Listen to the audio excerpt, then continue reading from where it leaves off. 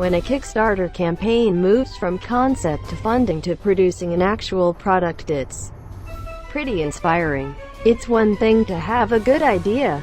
It's quite another to see it come to fruition, thanks in large part to people who want to back it. Case in point, the UE coffee maker, which was first introduced to the world on UE, is now a functioning product that is being delivered to backers. Berlin aimed to simplify the process of brewing the freshest pot of coffee at home.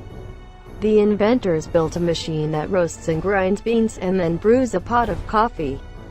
They also added a lot of other details along the way, which turned this beautifully simple notion into something far more complex than most people want to deal with first thing in the morning.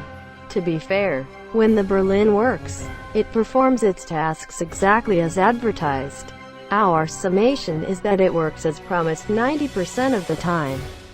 The Berlin's boxy, yet streamlined design and silver coloring makes it look like something you'd see in a high-end spaceship. We're not thinking the far too nice for that.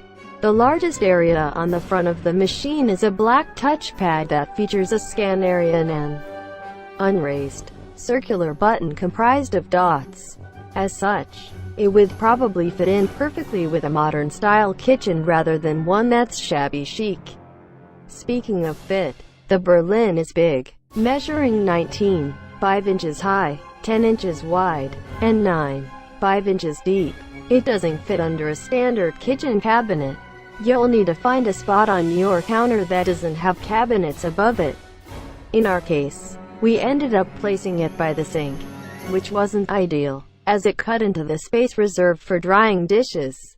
The designers managed to fit a lot into those dimensions. However, at the top of the machine is the roasting chamber, and below that is the spot for the coffee pot. You fill a compartment with water that you place on the side of the machine. On the opposite side of the water is a dedicated spot for the filter. Setting up the Berlin is fairly straightforward. Take the separate parts out and place them where they belong. It's all intuitive, except for the air filter, which is hidden and